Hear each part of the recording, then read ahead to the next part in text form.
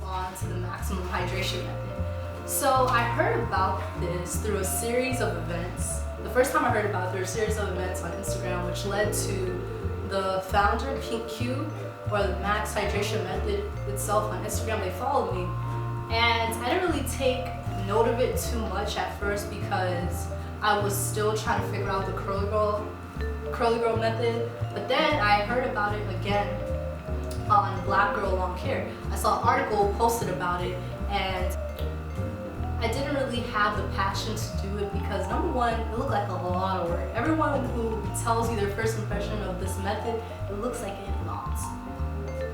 And it had products that I didn't have, so I didn't really take it into account. Because what it looked like to me, just a stricter version of the curly girl method. And I'm like, if I'm already doing the curly girl method, then I should get the same results as these girls do eventually. The only thing is that I was noticing that these girls were getting results that took me 2 months to get in just a few weeks. So I was going through difficulties with my hair.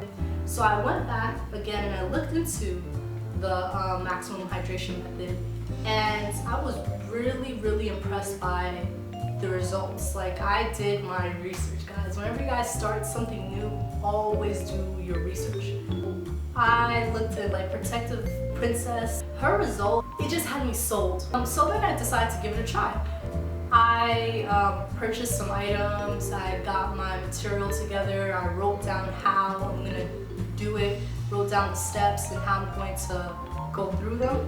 So the first thing I did, and I think that they kind of missed this on their website, is whenever you're starting a curly girl friendly regimen, always need to clarify with shampoo for the last time.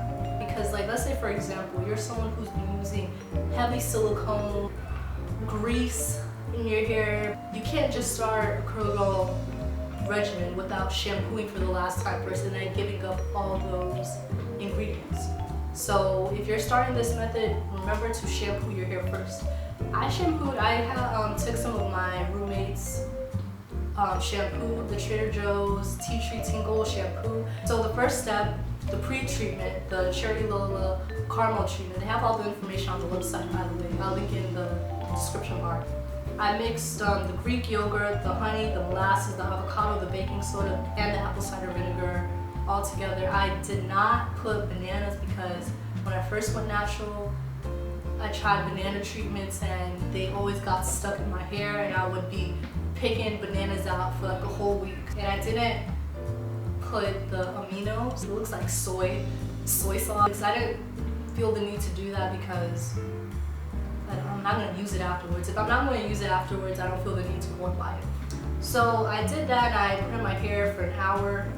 One thing about it gave me really great definition and hang, but I think that's due to the molasses, because when I did molasses treatments before, I had the similar results. When I rinsed it out, my hair felt soft. Okay, so let's go on to step one.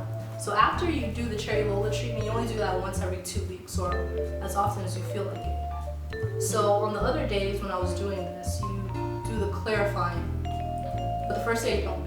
So the step one, the clarifying, I was really skeptical at first to use baking soda on my hair because, you know guys, the high pH, and I don't really think that it's a good cleanser, I would say, especially if you use oils in your hair. It does not remove oil and it doesn't remove silicones. So it's not the best cleanser for your hair. I started to do my own research on, and I read the article that she posted as well. Baking soda, it has a pH of 8.3. So your hair is pretty resistant to changes between, I believe it's a 3 to 9. So if you put anything on your hair that's within those boundaries, your hair is pretty resistant to change. So that kind of calmed my nerves a little bit. And another thing too, the reason why she suggests using baking soda is to address the low porosity problem. Like when you have high porosity, people say use apple cider vinegar rinse, use cold water to close your cuticles, but we don't really have anything to address the low porosity besides steaming. And if you don't have a steamer, then what do? Heat, but sometimes it's not enough. You need like slight lift in your cuticles. And then the second step is a deep condition, detangle, co-wash type of step. I use Tresemme Naturals for that, and I do it overnight. So after I use the baking soda to kind of lift my cuticles a little bit, I rinse that on, and I use the Tresemme Naturals overnight. The next step is step 3, which is the clay step. And I couldn't find the Aztec bentonite clay that everybody uses, but I went to Whole Foods and they had Redmond clay, which is bentonite clay as well. I mixed it with some water, a little bit of apple cider vinegar, and some extra virgin olive oil. I keep it only for 15 minutes because in the morning I can't be leaving it on for a whole hour, so I keep it on for 15 minutes, wash the rest of my body, brush my teeth, shave sometimes, put on my contacts, and then I go and rinse it out. Step 4 would be the leave-in. I bought Giovannis direct leave-in, the weightless, I don't know exactly what the full name is. I bought it for like $6. I don't really like it so much. It's very, it was very light. So what I did was I used Trader Joe's Tea Tree Tingle Conditioner instead. That one, I like it so much better than the Giovanni's for my leave-in because it's just richer. It just feels a lot better. And for step 5, they suggest a botanical gel, but I was not about to pay $17 for 8 ounces of kinky curling custard. I can't. Like, I'm a college student. I can't be breaking the bank like that. So I decided to make some homemade flaxseed gel, which actually came out pretty good. Still not feeling the gel too much. My hair responds better with like butters and creams. So I might try to use shea butter as my sealant, but of course not to be a little too heavy-handed. And I think maybe that'll alleviate like the straw-like feeling that I'm getting. Alright, so that's my regimen so far. I'm going to tell you guys my final thoughts on it after I completed the 7-day challenge. I'm gonna start with the cons, because always start with the cons and with the pros. Number 1, I still do not like how wash and goes look on my hair. This, what you guys are seeing, is the best wash and go I have to date. This is probably the 4th or 5th time I've done a wash and go. I just don't like how my hair, it's nothing about my texture. It's nothing about the fact I can't do a wash and go. I can do a wash and go and my hair defines very well. And I don't like the shape my hair takes on when it's in a wash and go state. And I really don't like gel either. It gives me great definition, but it makes my hair just feel like hay. And this is my best wash and go because I finally learned how to use a diffuser, and the diffuser gave me the shape that you see right now. But if it wasn't for the diffuser, my hair I still would not like it. This method is a little messy with the cherry Lola treatment and with the clay. It's really, really difficult to rinse out all the clay out of my hair. That's like the biggest problem I have so far with this journey, is that if my hair is not dry when I leave the house and it dries later on, I'll see like clay or like droplets, like dried up clay behind my ear or something, and I'm just like, what the hell? I thought I rinsed all of it off. I'll be under the shower literally for 5 minutes under hot water, and the clay will not fully remove itself. Another con is that it's a little time consuming if you're lazy. If you went from like washing your hair like once every 2 weeks or even once a week to washing it every 3 days or every 2 days, this might seem a little time consuming for you.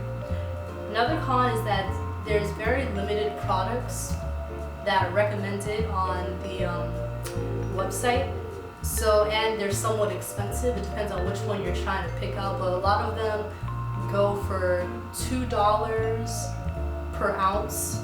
A lot of these recommended products. And also the last con I have about this is that it's very high manipulation if you don't know what you're doing. So the pros now, you get great definition. Like this stuff, even though I was already doing the curl grow method and my hair was already getting enough definition, now my hair is like, it's more defined and my curls are not contracting as much as they used to. When my hair is wet, I see my hair is not as frizzy. Like my hair is starting to like limp a little bit. It's a lot easier to detangle my hair. So even when I was doing the curl grow method, it's actually a little bit easier to tangle my hair than when I was just doing the curl grow method alone. Since my hair stays clump, it doesn't really tangle as much and I don't have to fight with it as much. And also with fighting, since my hair is the constant moisturization of my hair, I have less breakage, I have less tangling. I'm not really afraid of shrinkage because if I put some conditioner in my hair is going to be easy to detangle. And it gets easier as time goes along. When you're going through emotions, it seems like a lot. But after, if you get past like day 1 or even day 2, it's really kind of like routine. It's really as simple as like 1, 2, 3. Okay, so my conclusion to all this is I think the maximum hydration method does what it's supposed to do. I think the big game changers with this method is number 1, the clay and the baking soda rinse that addresses low porosity hair. And also the recommendation for the products to avoid, it's very helpful for people who are protein sensitive, aloe vera sensitive, or if you live in a dry or hot environment and glycerin is not good for you, but all these things have glycerin in it and glycerin is really pulling your hair out. So I think this one, it delivers. I feel like that it's a guideline, just like the curly girl method. It was just a guideline for how to take care of your hair, but the possibilities are endless, like you're not limited. I feel like with this method, since I was already doing the curly girl method and I'm incorporating this, I have a better handle of my hair and there's certain things that I can bend the rules on. Like I don't have to avoid glycerin. I live in Miami, Florida. It's humid all year round. The humidity is not ever going to, like, putting glycerin in your hair is never going to dry out your hair. It's somewhere like Florida. Now if you live higher up north and the weather's a little dry and it's getting into the winter season, then you might want to avoid that. Another thing, my hair is not protein sensitive. I think protein can benefit my hair, so I'm not going to avoid proteins. I'm not going to be as heavy-handed with my products, but I'm not going to avoid proteins. Aloe vera, never did my hair wrong. I'm not going to avoid that. So I think I'm always on technique. People say what products to use. It's not about products, it's about technique. It doesn't matter what products I put in my hair. You're always able to grow your hair long with the proper technique. So this method is a very good technique. Keep my technique. It's not the product so much, but it is the technique. So keep that in mind. But this method, at the end of the day, is great for anyone with who has kinky hair, who doesn't want to hide under protective styling for the rest of their life. Like I don't like long-term protective styling, as you guys know, it ain't for me. And who are struggling with dryness and breakage, something that's really constantly plaguing our community. So I want you guys to give it a try and let me know what you think about it. What are your thoughts? Do you have any doubts? Do you want to know more information? Talk to me in the comment box and I'll be sure to get to you. But I'm going to talk to you guys later. Bye!